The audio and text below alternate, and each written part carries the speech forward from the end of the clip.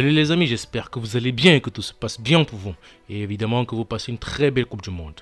Très mauvaise nouvelle pour notre lion indomptable, Karl Toko Ekambi. Celui-ci a été victime d'un cambriolage et des objets de valeur ont été emportés. L'attaquant camerounais de l'Olympique Lyonnais a été victime d'un cambriolage selon le journal Le Progrès. Le domicile de Karl Toko Ekambi a été cambriolé mercredi 14 décembre dans l'ouest de Lyon, en France. Les cambrioleurs ont visité le domicile de l'attaquant camerounais et sont repartis avec des bijoux. Selon le journal régional, la valeur des préjudices justement serait très importante. L'ailier de l'OL et sa famille qui n'étaient pas présents au moment des faits ont découvert le cambriolage à leur retour en fin de soirée. Les voleurs seraient rentrés dans la maison de l'ouest lyonnais par une fenêtre avant de désactiver le système d'alarme. La police s'est saisie de l'affaire afin de retrouver les auteurs du délit. C'est la seconde fois que le buteur camerounais est victime de cambriolage. La première mésaventure était justement déjà arrivée alors qu'il évoluait du côté de Villarreal en Liga en espagnol. L'Algérie aurait pu faire mieux que le Cameroun dans la Coupe du Monde 2022. C'est en tout cas les propos que l'ancien gardien de but international égyptien Nader El Sayed a pu tenir.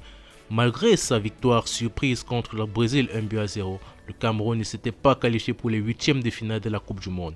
Les Lions indomptables ont terminé 3e du groupe G avec 4 points. Rigobertson et les hommes ont obtenu leur billet justement pour le Qatar après avoir battu les Fennecs au barrage. Le 29 mars dernier à Bida, l'Algérie a été éliminée par le Cameroun après avoir perdu dans les derniers instants de la prolongation. Interrogé par footafrique.com sur les chances de l'Égypte et de l'Algérie s'ils étaient qualifiés, l'ancien gardien de but international égyptien Nader El Sayed pense que l'Algérie aurait mieux fait que le Cameroun. Je vous cite: ce qui est certain, c'est qu'ils auraient au moins fait mieux que les sélections qui s'étaient qualifiées à leurs dépens. L'Algérie aurait ainsi fait beaucoup mieux que le Cameroun vu le niveau technique de sa composante et l'apport populaire qui aurait assurément été exceptionnel. L'Égypte aurait également fait mieux que le Sénégal, mais beaucoup de paramètres, notamment l'arbitrage, ont privé nos deux pays d'une présence assurée au Qatar. J'estime d'ailleurs que cette Coupe du Monde a beaucoup perdu avec l'absence de l'Algérie et l'Égypte. Fin de citation.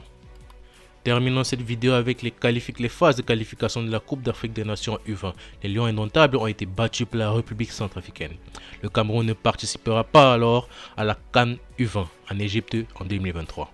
Le Cameroun a été éliminé après 2 matchs nuls et une défaite, 1-0 contre la Centrafrique. La coupe justement de l'UNIFAC est une compétition de football réservée aux équipes juniors réunissant les pays de l'Union des fédérations de football d'Afrique centrale, UNIFAC. Cette défaite témoigne de l'immensité du travail qui attend l'exécutif de la FECAFOOT. 2 nuls contre les 2 Congos et une défaite contre la République centrafricaine. Voilà le niveau de performance du football jeune au Cameroun, légué par les prédécesseurs du président Samuel Eto'o.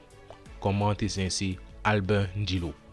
Voilà les amis, nous voilà ici arriver au terme de notre vidéo. J'espère qu'elle vous aura plu. N'hésitez pas à vous abonner, partager, liker, abonnez-vous, partager, liker, surtout laissez un petit commentaire pour booster la chaîne.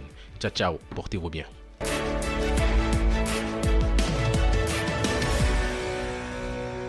Audio Hub Preview.